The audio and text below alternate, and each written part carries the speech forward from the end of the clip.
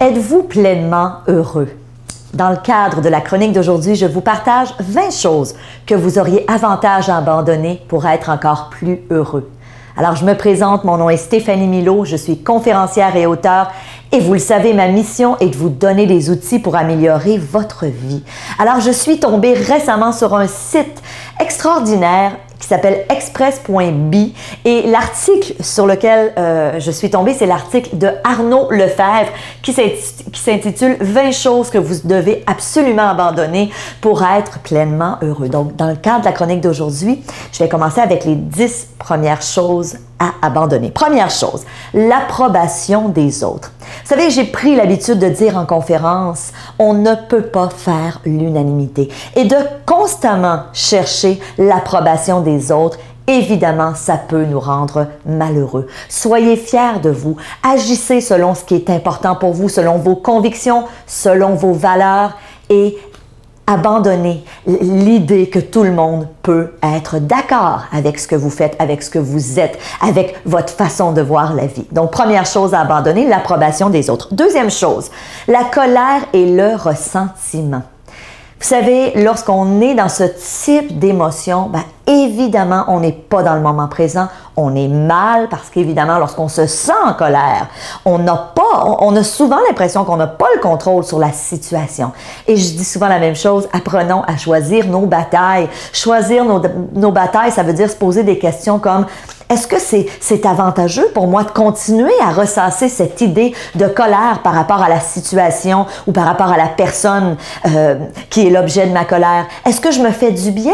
Est-ce que je suis pas en train de m'enfoncer encore plus dans cette colère-là avec mes scénarios? Donc, apprenons à lâcher prise. Et souvent, je le dis, lâcher prise, c'est un beau concept qui n'est pas toujours facile à appliquer, mais le jour où on comprend qu'on a tout avantage à apprendre effectivement à lâcher prise sur bien des situations, souvent au quotidien qui sont anodines, mais qui vont venir nous chercher, qui vont nous mettre en colère. Lorsqu'on apprend à lâcher prise, on se sent beaucoup mieux et on fait la place pour avoir des émotions agréables. Parce que n'oubliez pas une chose, c'est impossible de ressentir à la fois de la colère et de la paix. C'est impossible d'être en colère et d'être joyeux simultanément. Donc, apprenons à se défaire de la colère. Troisième chose à abandonner, l'image négative que vous avez de vous-même. Que ce soit l'image physique ou encore au niveau de votre personnalité, de votre caractère.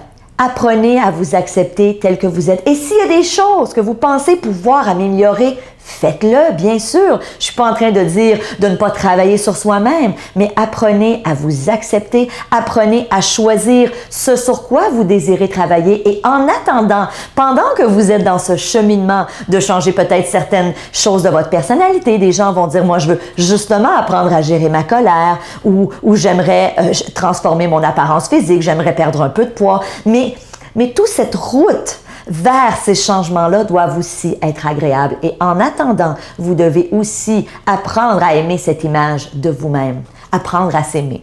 Quatrième chose qu'on doit abandonner si on veut être heureux, l'idée ou l'attente du partenaire parfait. Alors, si vous êtes en couple, évidemment, si ça va bien, tant mieux pour vous. Mais pour les gens qui sont célibataires ou qui sont à la recherche de l'âme sœur, la personne parfaite n'existe pas nécessairement. Et quand je dis n'existe pas nécessairement, c'est que la perfection n'est pas de ce monde. Alors, c'est correct d'être exigeant. C'est correct de vouloir une personne qui est à la hauteur de nos attentes. Mais ce que j'ai réalisé, c'est que parfois, bien des gens ont des attentes démesurées.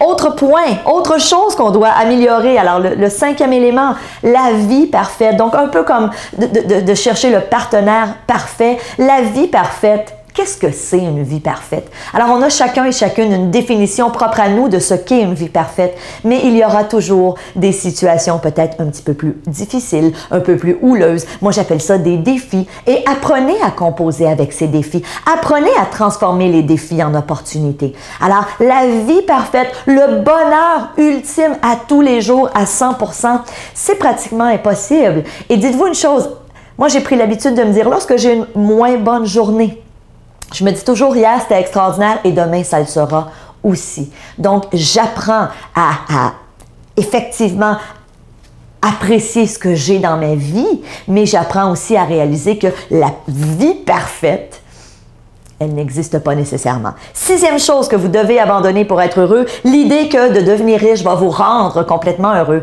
Et tant mieux si vous poursuivez l'indépendance financière et que vous dites, moi, je veux justement être très riche. C'est correct. Ceci étant dit, encore là, la route pour s'y rendre doit être agréable. Si pendant toutes les années où vous poursuivez cette abondance financière, cette richesse, vous n'êtes pas heureux, vous n'avez pas de plaisir, à quoi est-ce que ça sert? Et de toute façon, on le sait, les études le prouvent, l'argent ne fait pas nécessairement le bonheur. On n'est pas en train de dire que l'argent va vous rendre malheureux, loin de là.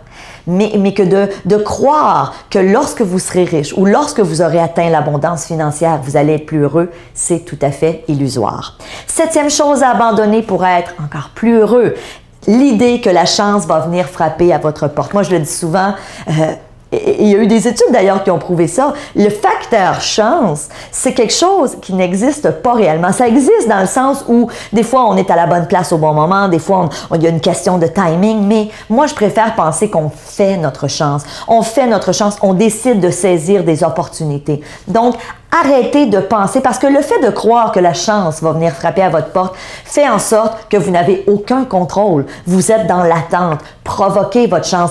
Faites des choses dans votre vie au quotidien qui, effectivement, vont vous rendre heureux, vont être en fonction de ce qui est important, de vos valeurs, et automatiquement, vous allez attirer des opportunités intéressantes. Ensuite, 8e chose à abandonner, les excuses.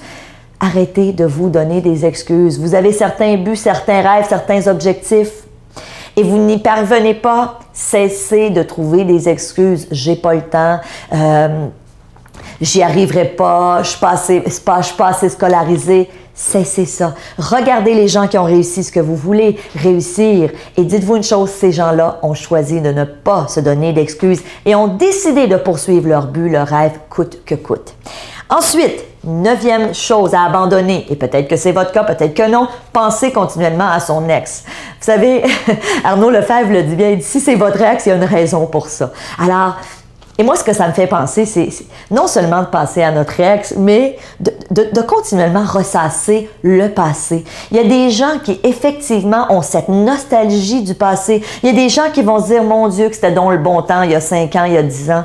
À quoi ça sert? On ne peut revenir en arrière, on ne peut vivre que le moment présent. Et regardez aussi vers l'avant. Donc, apprenez à arrêter de continuellement être dans le passé. Et finalement, pour la chronique d'aujourd'hui, la 10e chose à abandonner pour être plus heureux, l'obstination. Vous savez, quand on parle de s'obstiner, moi je dis souvent cette phrase, est-ce que tu veux avoir raison ou est-ce que tu veux être heureux? Vous savez, on vit dans une société où on côtoie des gens, que ce soit dans notre vie personnelle, dans notre vie professionnelle, et on a tous et toutes des opinions différentes sur certains sujets.